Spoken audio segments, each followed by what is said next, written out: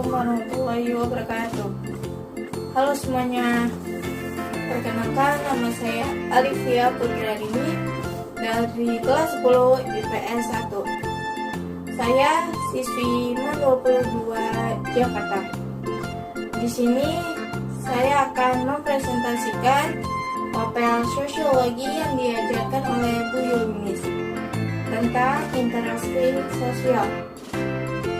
Di sini saya akan menjelaskan 5 hal dalam interaksi sosial. Yang pertama, definisi interaksi sosial. Definisi interaksi sosial terbagi menjadi 3. Yang pertama, ada hubungan timbal balik antara individu dengan individu. Yang kedua, individu dengan kelompok. Yang ketiga, hubungan timbal balik kelompok dengan kelompok. Yang kedua, ciri-ciri interaksi sosial. Ciri-ciri interaksi menjadi 4. Yang pertama ada interaksi membutuhkan minimal 2 orang atau lebih. Ciri-ciri interaksi sosial yang pertama adalah terjadi karena ada interaksi lebih dari 1 orang. Yang kedua ada terjadi komunikasi antar pelaku. Para pelaku interaksi sosial biasanya dengan menggunakan simbol-simbol.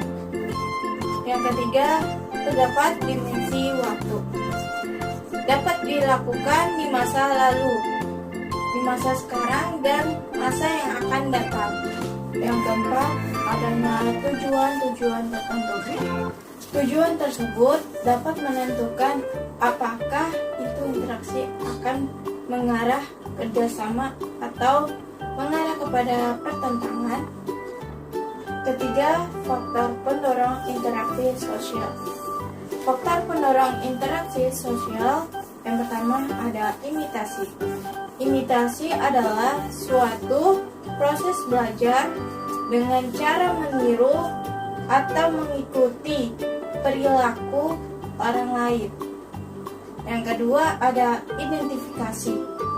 Identifikasi adalah suatu dorongan untuk menjadi identik sama dengan orang lain. Yang ketiga ada sugesti. Sugesti adalah suatu pendapat, pandangan, sikap yang diberikan pada orang lain, dan sikap dan yang diterima oleh pihak lain, sehingga orang tersebut mengikuti pandangan atau pengaruh tersebut. Yang keempat ada motivasi.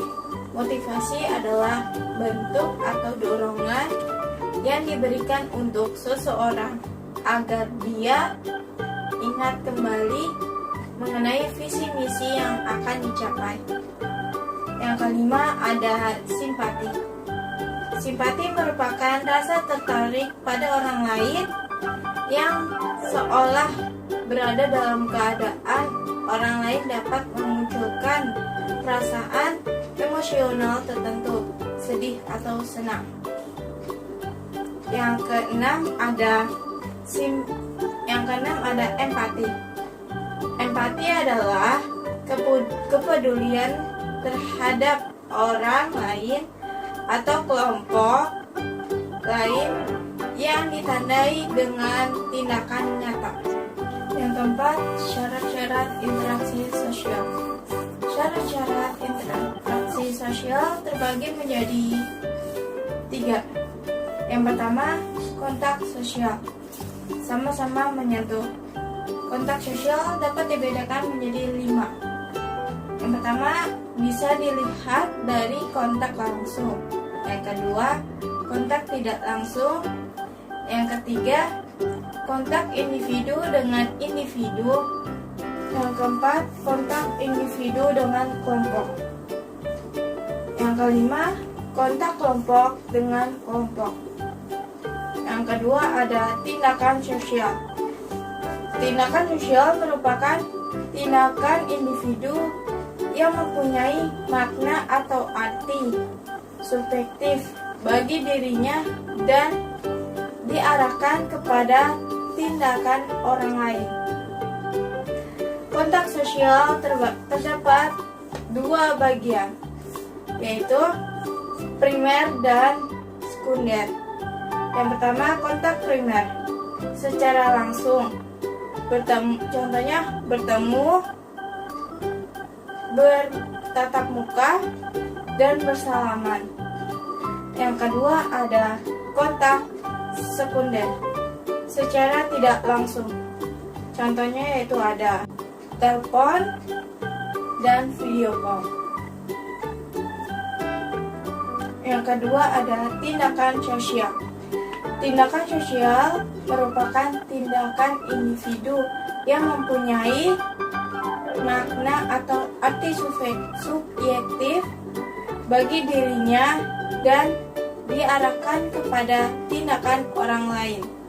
Yang ketiga ada komunikasi sosial, adalah bergaul, berhubungan atau bercakap-cakapan dalam arti ada maksud dan tujuan.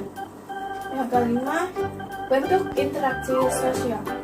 Bentuk interaksi sosial ada dua, yaitu yang pertama asosiatif.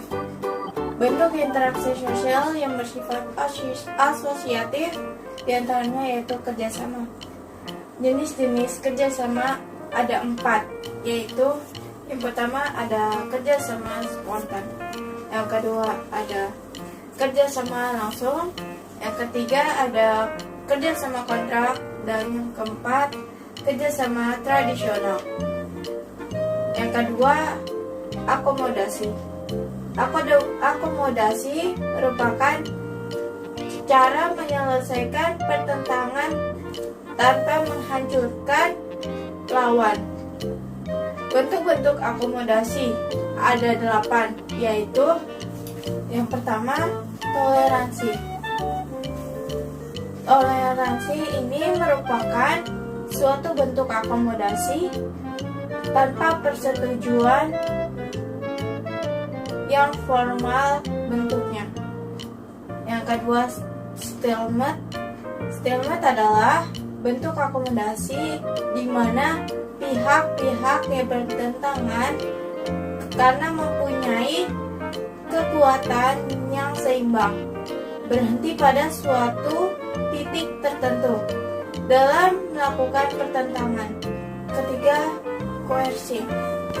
Koersi adalah suatu bentuk akomodasi yang prosesnya dilaksanakan oleh karena adanya paksaan. Yang keempat, kompromi adalah suatu bentuk akomodasi di mana pihak-pihak yang terlibat saling mengurangi pertentangan agar tercapai suatu penyelesaiannya terhadap perselisihan yang ada.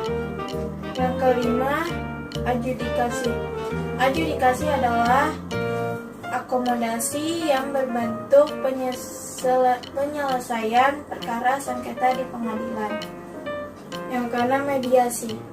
Mediasi mengundang pihak ketiga yang netral dalam soal perselisihan yang ada.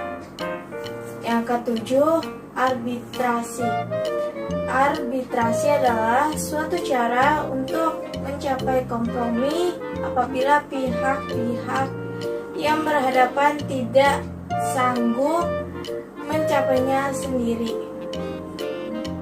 Yang kedelapan, konsiliasi. Konsiliasi atau perdamaian adalah suatu usaha untuk mempertemukan keinginan-keinginan dan pihak-pihak yang berselisih demi tercapainya suatu persetujuan bersama. Bentuk interaksi sosial yaitu asimilasi. Asimilasi adalah perpaduan kelompok atau individu yang memiliki kebudayaan yang berbeda. Faktor-faktor yang mempermudah proses asimilasi yaitu yang pertama, sikap toleransi. Yang kedua, kesempatan yang seimbang dalam ekonomi. Yang terakhir yaitu yang ketiga, sikap menghargai orang asing dan kebudayaannya. Bentuk interaksi sosial yaitu akulturasi. Akulturasi adalah suatu proses sosial yang timbul manakala suatu kelompok manusia dengan kebudayaan tertentu dihadapkan dengan unsur dari suatu kebudayaan asing. Contoh akulturasi yaitu Masjid Cengho terdapat di Jawa Timur, yaitu Surabaya. Macam tindakan sosial terbagi menjadi 4, yaitu pertama, tindakan rasional instrumental. Tindakan yang didasari pada akal atau rasio, sehingga mempertimbangkan antara tujuan dan cara yang dilakukan. Contohnya seorang murid yang begadang belajar demi persiapan ulangan. Yang kedua, tindakan berorientasi nilai. Tindakan berorientasi nilai yaitu berkaitan dengan nilai-nilai dasar yang terkandung di masyarakat, seperti etika, estetika, agama, dan nilai-nilai lainnya. Contohnya, seorang anak yang berhenti main bola untuk melakukan ibadah. Tindakan ini didorong oleh nilai agama. Yang ketiga, tindakan efektif. Tindakan efektif itu terjadi karena dorongan dari perasaan atau emosi. Contohnya, seorang siswa menangis karena dihukum guru saat mencontek ulangan teman. Misalnya seperti ini, makanya ikut belajar aja, nggak perlu nyontek. Kamu bisa belajar dengan berbagai video seru. Yang keempat, tindakan tradisional. Tindakan tradisional itu didasarkan atas kebiasaan yang telah mendarah daging. Contohnya, tradisi ngamen di Bali sebagai bentuk penghormatan nyanyi yang telah meninggal dunia. Sekian dari saya, terima kasih. Semoga bermanfaat. Wassalamualaikum warahmatullahi wabarakatuh.